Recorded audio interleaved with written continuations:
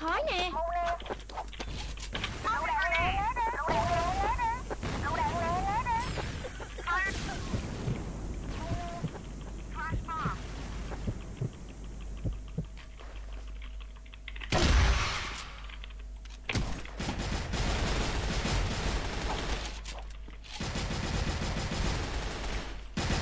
Quá bình thường.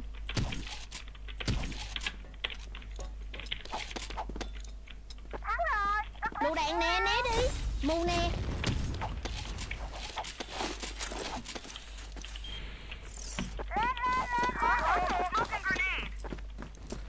Khói nè.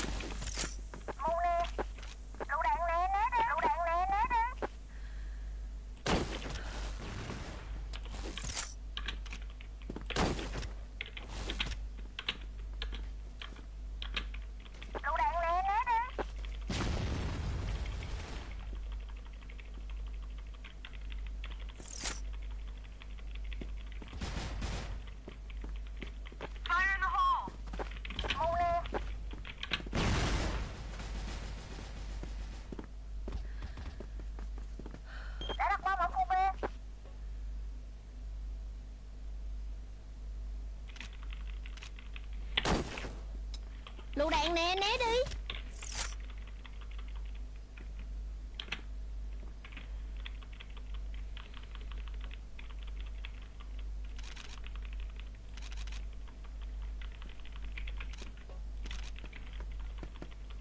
Trốn luôn rồi.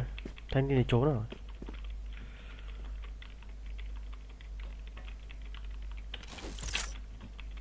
Núp cho kỹ vào nha.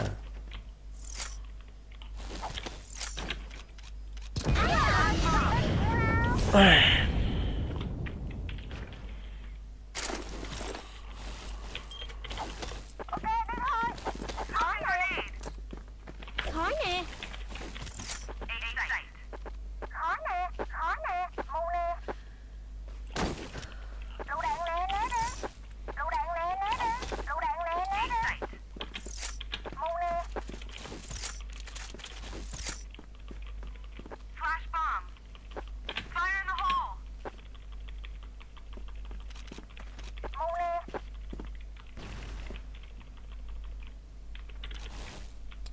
Mù nè.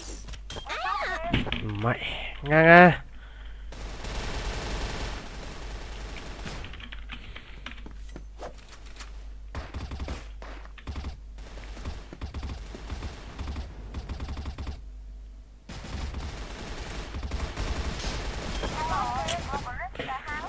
Gần lật được rồi.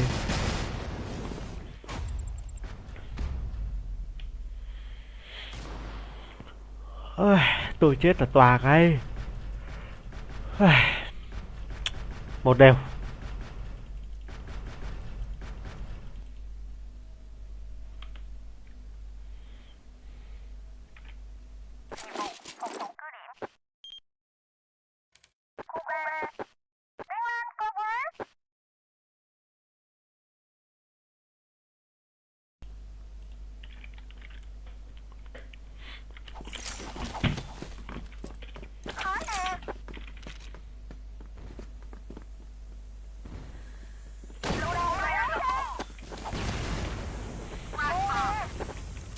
Khói nè.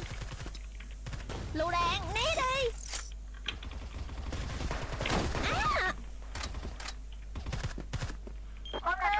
Ra đây 2 thắng cơ. Mẹ bên kia mạnh thế nhở.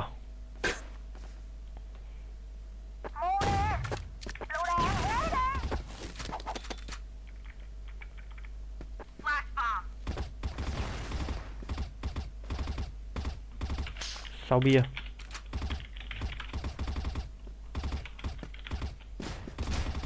Win. Bắn danh căng phết em nhỉ. Mắc căng như thi đấu vậy.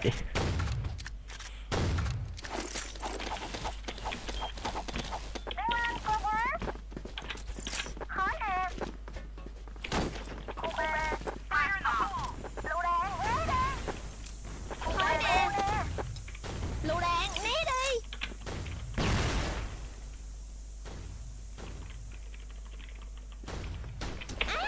Địt mày ăn mù lâu thế.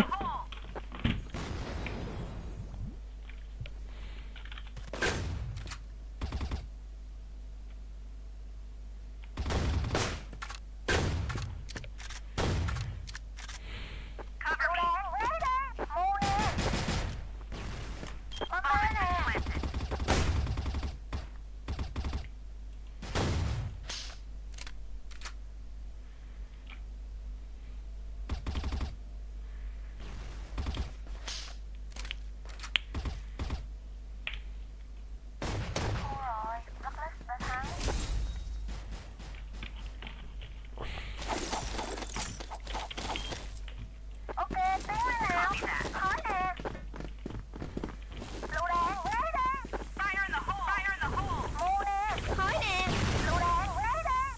Lựu đạn, né đi. Mu nè.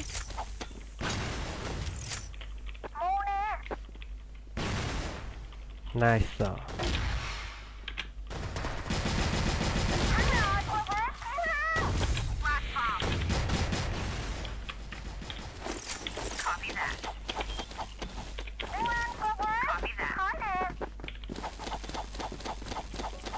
Cầm sóc á. Đổi bên mới cầm sóc được. Khói nè. Lựu đạn, né đi.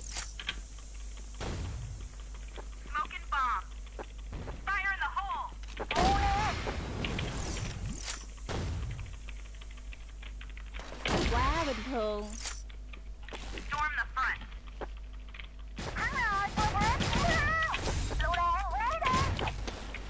Bom ở đây nè.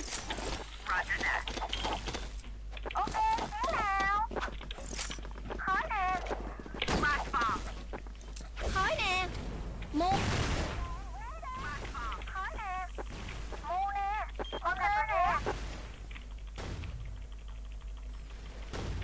Chạy đâu rồi?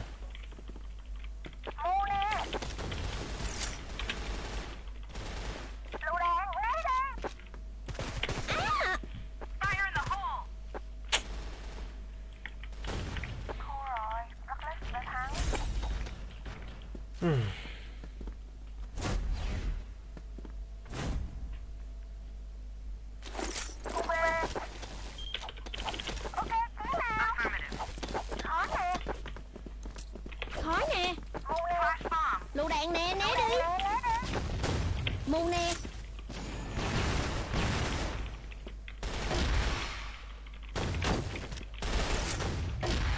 Tốt.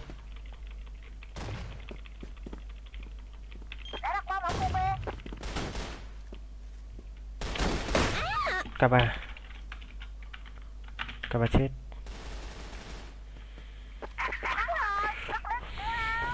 Trận này chắc là thắng sớm thôi. Nào lên sắp.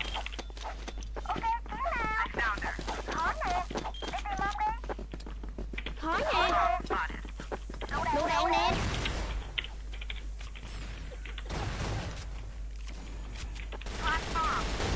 Mu nè.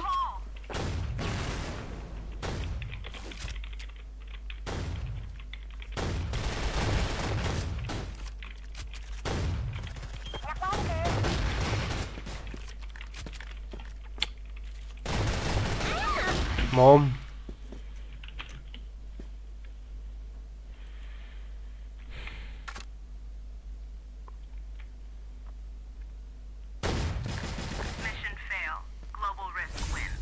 Suýt được.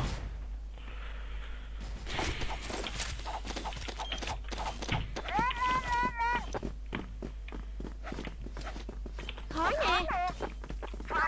Lựu đạn nè, né đi. À.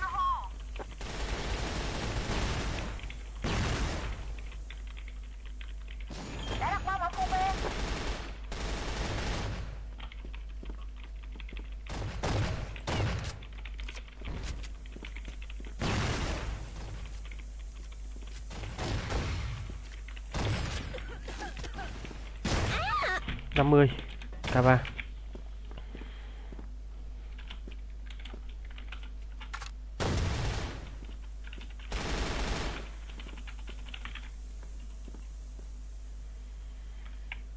Ai à.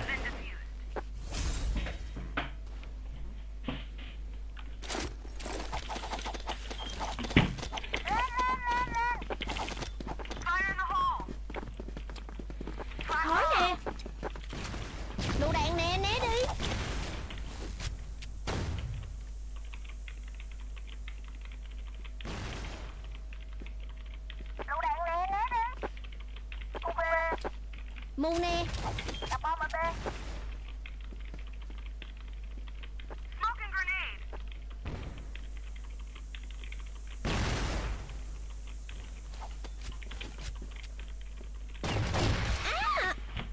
Đùa nhau, thua rồi. Bom đã bị gỡ.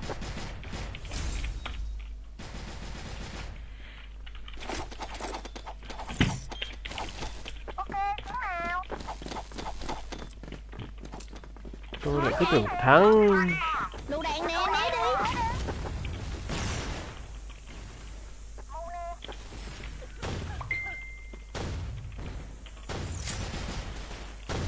Lựu đạn nè, né đi. Mu nè. Đi tìm bom đi.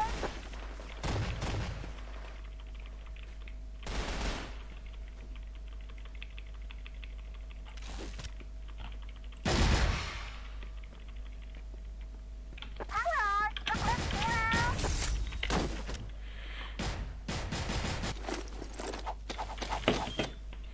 Ok, tiếng nào? Khó nè. Khó nè. Lựu đạn nè, né. Mu nè.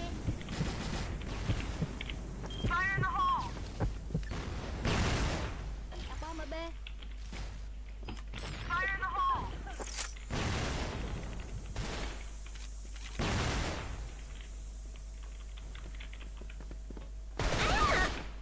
Cái địt mẹ. Để nó vào sai tự nhiên vãi.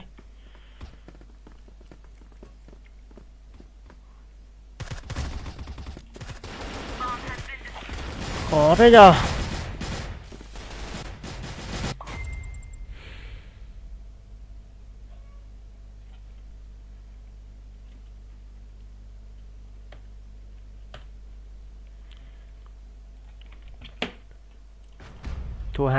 Thua 2 thắng 1.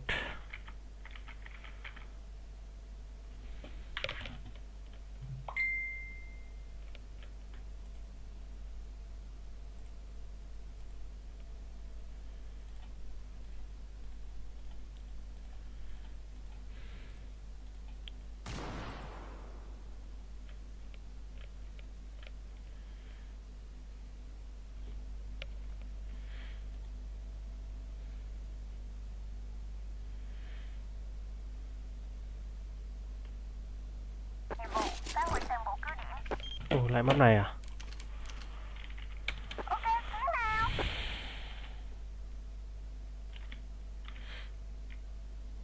Rồi, vấn này để bắn tanh nhá.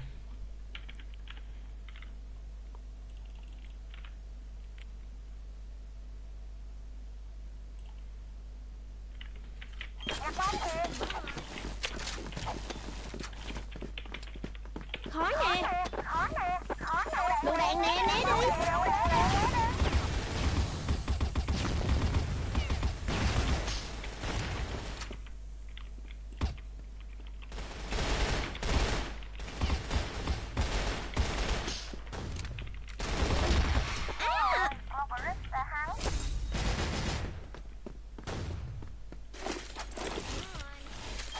Team mình mạnh như này cơ mà nhờ. Khó nè. Lựu đạn nè, né đi. Khó nè. Đã đặt bom ở B. Mu nè.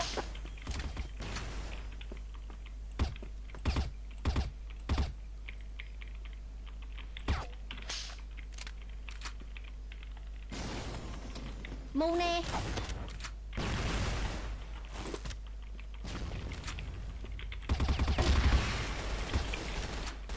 Thắng rồi, bắt lên kia nào.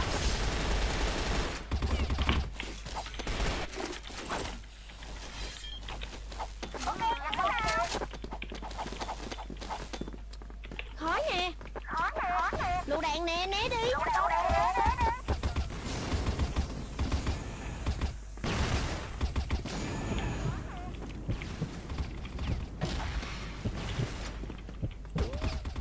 Đã đặt bom ở khu B. Mu nè. Mu nè. Lựu đạn nè, né đi. Trời ơi, Trời ơi, ba yếu. 30 93.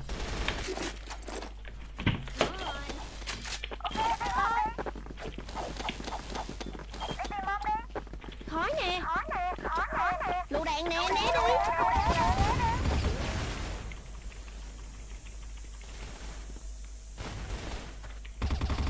Ớt mồm.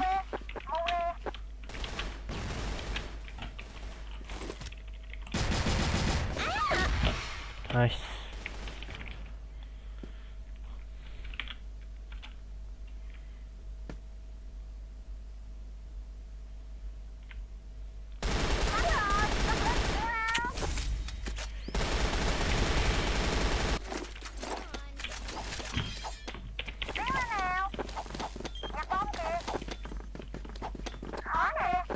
Khói nè.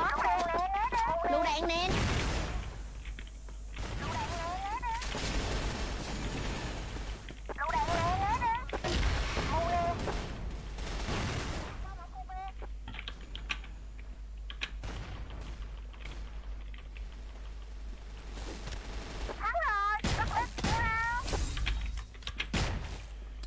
Mu nè.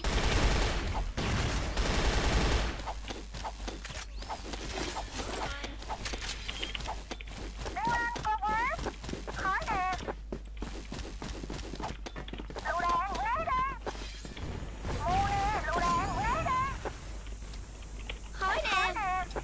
Lựu đạn né đi.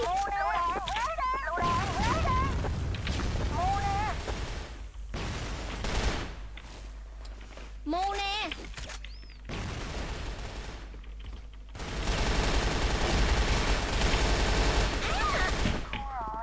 Ừ, 60.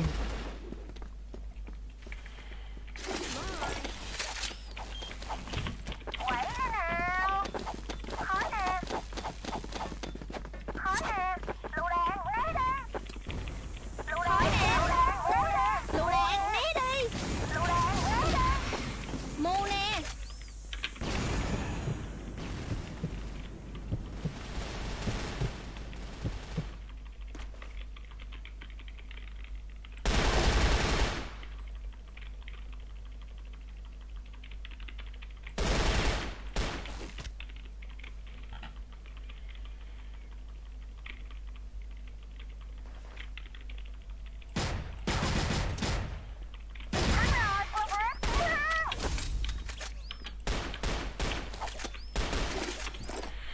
Cứ tưởng hai chứ, đủ má.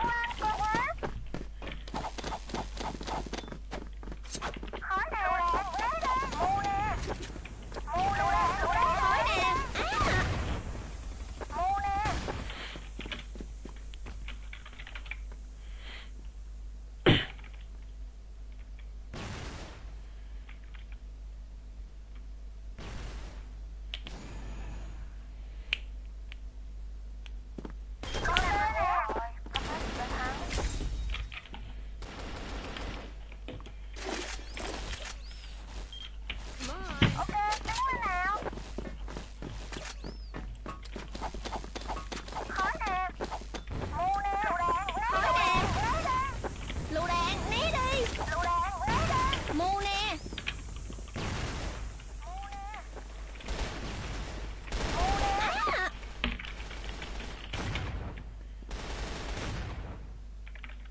Như vậy.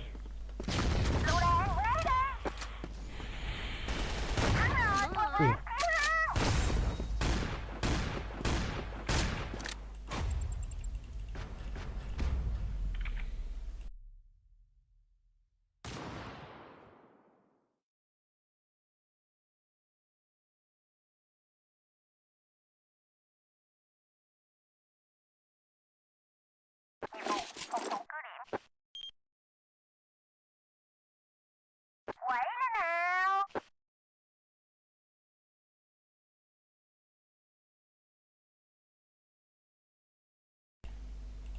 Dùng đây anh ơi á.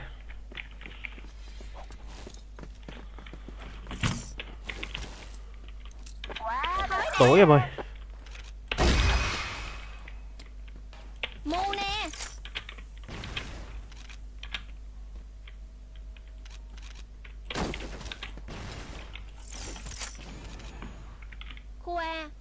Hèn về. Lựu đạn, né đi.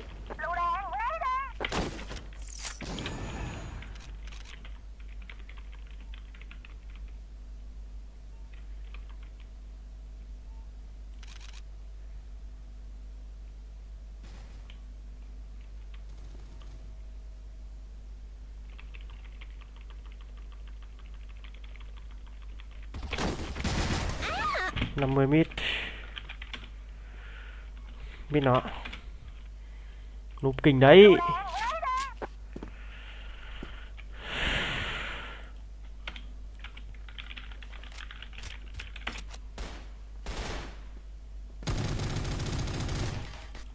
B2.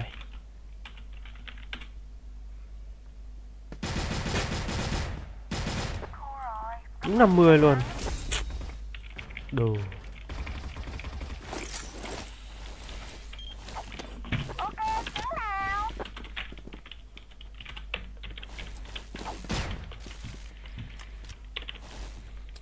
Mu nè.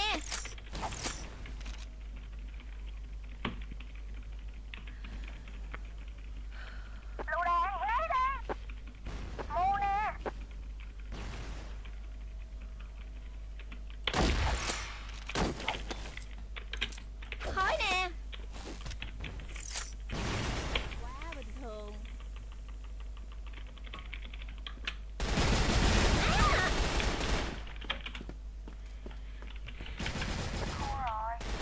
À, Bắn gì thế này anh em? Trời ơi. tuyệt vời.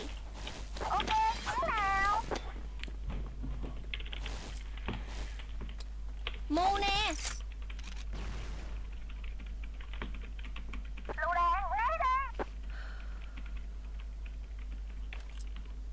Khói nè.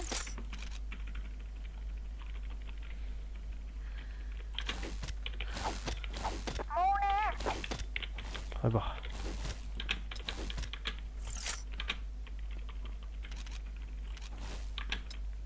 Lựu đạn, né đi.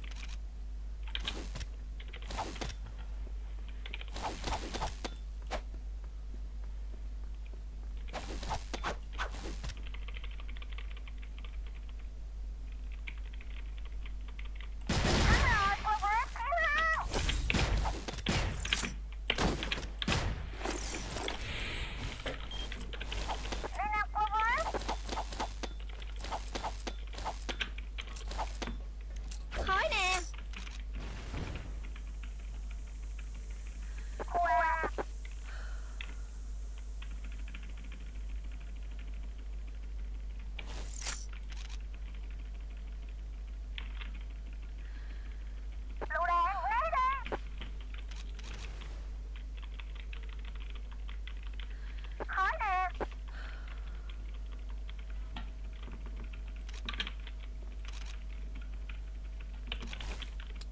Mu nè.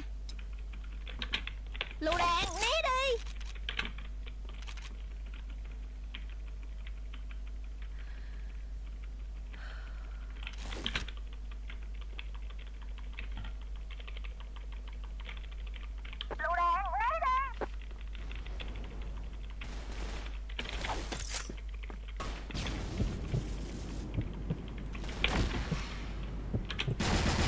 À, B2.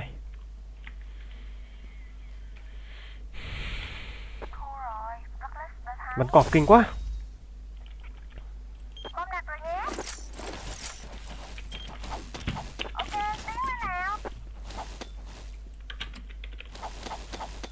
Toán này đánh Nga đấy. khói nè.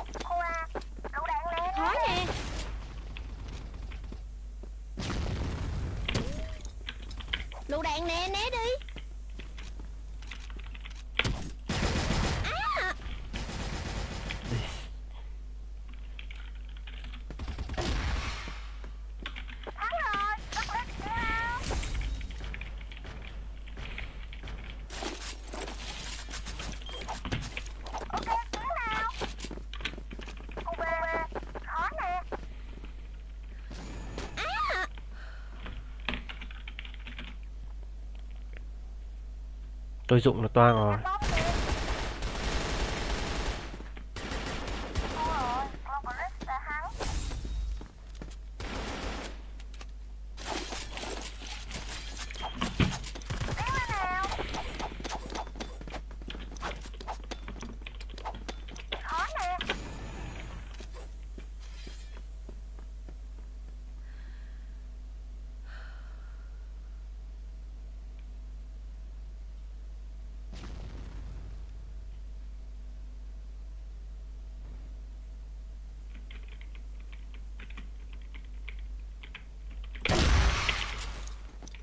Khói nè.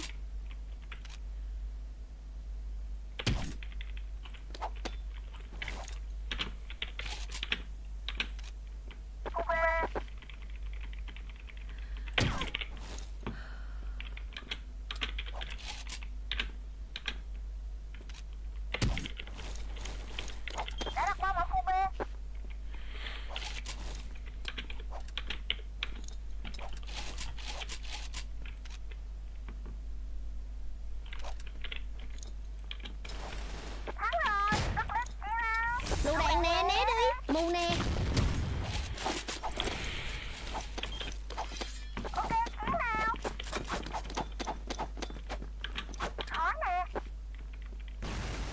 Khói nè.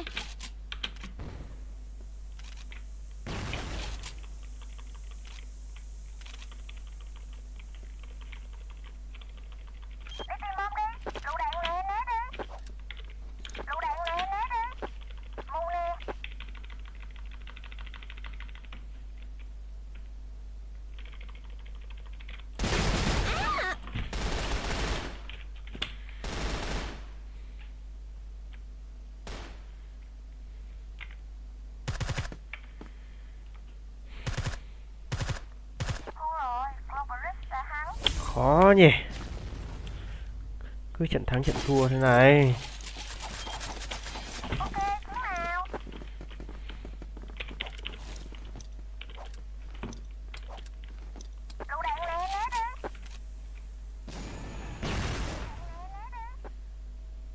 Cao mít rồi, hình như cao mít rồi. Khói nè.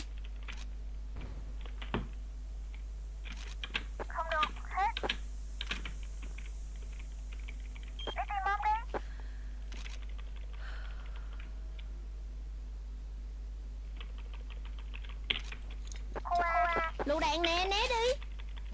Khói nè.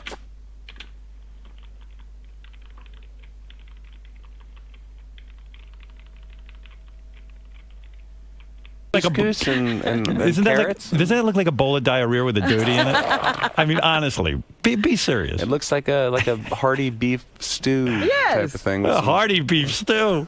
Where? Like a hungry man sort of. That bowl looks like, I don't know where that bowl has been. Well, yeah, I mean, that spoon's never been cleaned. See, but that's the good thing about going to these places. You know, you get so used to having all these amenities in your life and a certain level of living that it's great to go somewhere and say, okay, this is not the way most of the world lives, and we are. Lucky. Now I heard. Very lucky. I've never been to Extremely Africa, but, Right. but were there a lot of black people there? Do you see A lot of black You see a people. lot of black. Do you ever Yeah. feel like you're Tarzan, like you're the only white guy Yes, around? you feel extremely white there. Right. And, yeah. and do the natives stare at you and do they point at you? No, well, it depends where you go. Like in Nigeria, there's so in Lagos, there's so few tourists who go there that it's more like you are like an oddity. It's like what's the white guy doing here?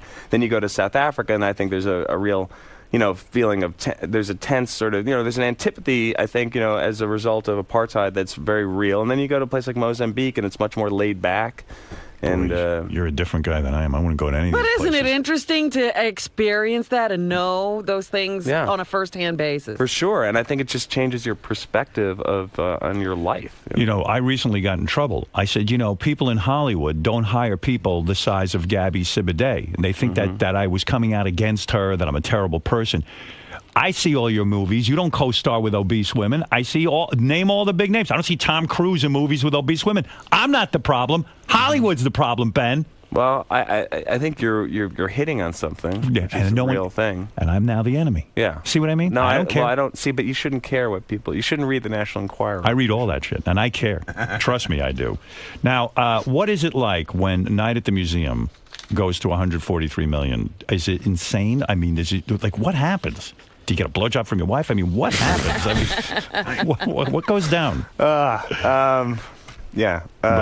You know, I don't know. It's a feeling of that it's, you know, that you hope that, well, if there's a first movie that comes out, right? So it does, you know, and it performs in a certain way, then there's obviously an expectation if there's a sequel that it's going to do, you know, a certain Do you believe amount. your career? I mean, I don't. No. Look how many movies you made. it's- There's a pile of how many movies you made. I know. Well, that's not. I don't think that's a mark of anything. The Of course number it of is. movies that you've made. Absolutely is. I've made way too many movies. I believe in quantity over quality. I wish I could have made half these amount of movies. I don't Look think at it. that's an accomplishment. Really, Reality to me. Bites, Flirting with Disaster. That's also just you know, time. Time goes by. And Yeah, but I mean, you've got some career, and don't you think that I feel you very don't get? fortunate to still be making movies. Do you think you get the respect you deserve in this business? I don't.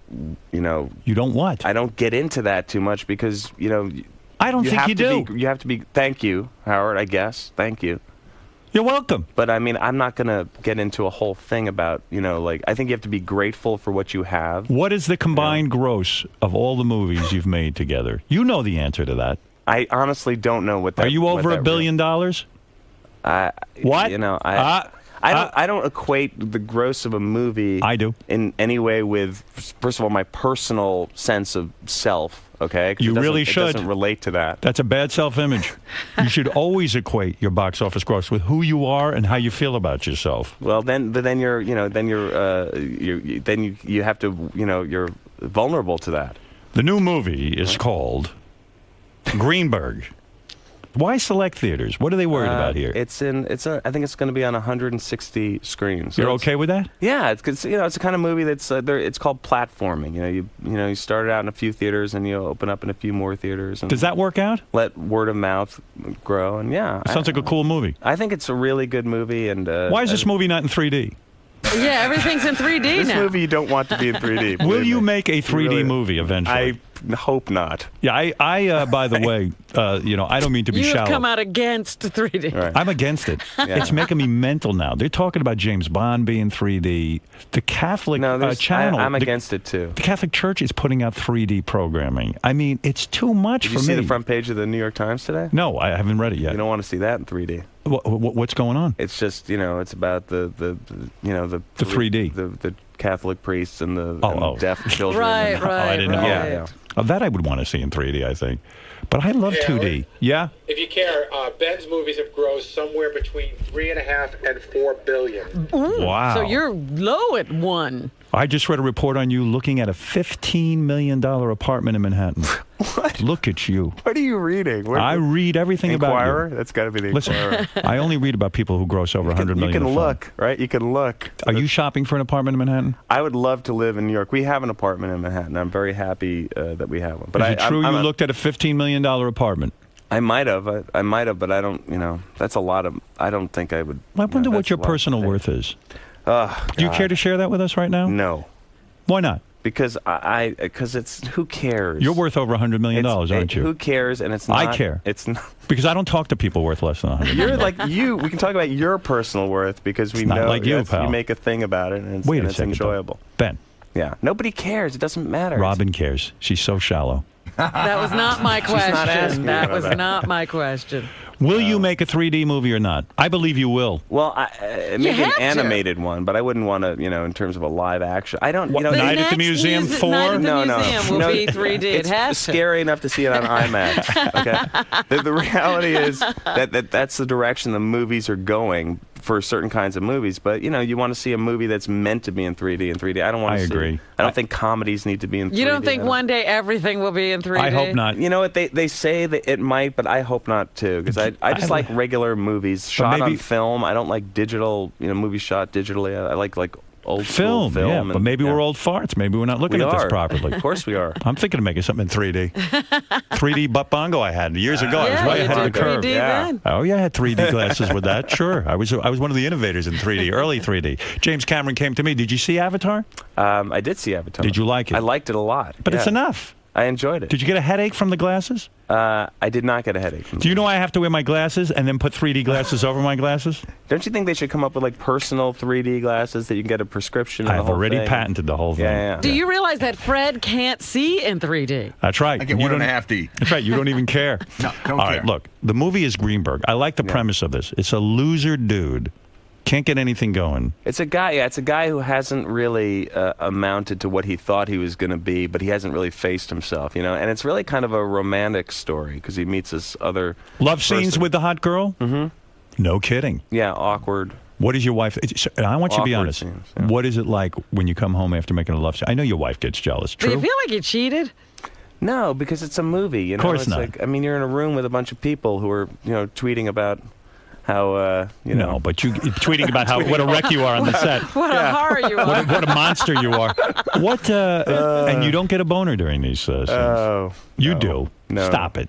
You know what? It's so far from that, Howard. If you could be there when this is happening, it's. I've done a love scene and I had a boner. Right. You know, really? Oh, of course. I was in a Well- tub with a chick, a naked chick. I had a full raging hard-on in my movie. Wow. I couldn't control that. Yeah, I mean, I'm much more self-conscious, and it's not really that kind of thing. It's just, and it's awkward scenes because it's, they're sort of emotional and. Don't you have to fall a little bit in love with the woman that you're co-starring with in order to make it real? Yes, for sure. I think you have to do that, but you have to also know the boundaries of it and know that this is, a relationship that's, for on screen and it's not real. But you have to invest it with reality in the moment. But then when it's over, it's Your wife's an actress. She yeah, knows my wife's amazing. She falls in love in the set constantly. She knows what you're up to. Is it awkward when I don't ask her about that. Is it awkward when you come home after? She knows the days you shoot the love scenes. We don't talk about it. We don't get into it. You don't. Yeah, she knows their days. And I think we just sort of have this agreement. It's like, all right, you do your work, and we're not going to get into it. And you're not going to get as much as you love your wife. I know you got a good marriage. Your wife's a lovely, beautiful woman. She's great. But you come home from the set. You've worked with a girl all day. The girl's on your mind. It's got to affect you a little bit, and you got to say to yourself, "Damn, I could have that. I mean, I could have all of that."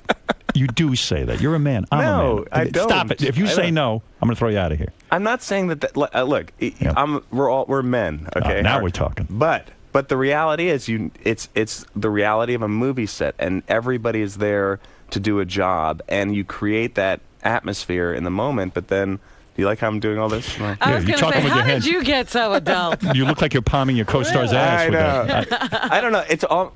Even if there's that feeling, that's not real. Because how many people do you see who get together on movies? Right? Yes. Actors leave their spouses and they get together with the person that they did the movie with, and they had the romance. And how long does that last? Not long. Right? Yeah. Because people get caught up in the non-reality of the movie set, and they think it's real, and they get all excited, and and then it falls apart. Were you fully nude with this girl? No. What? No. What was she wearing? You were fully nude, weren't you? Did you demand penetration? Nobody wants that. No. Nobody wants that. Nobody wants that. No, it's no. Wow. But she was great. She was topless? No, she's a great actress, and she is. What was she wearing during these scenes? She was wearing, they're all awkward Panties? scenes. They're awkward, very realistic. What cup size is she? She's, I don't know. Oh, you know exactly. She's a beautiful young woman, and she's a very good actress. And no kidding. Yeah. Oh, poor you. Greta Gerwig. She has a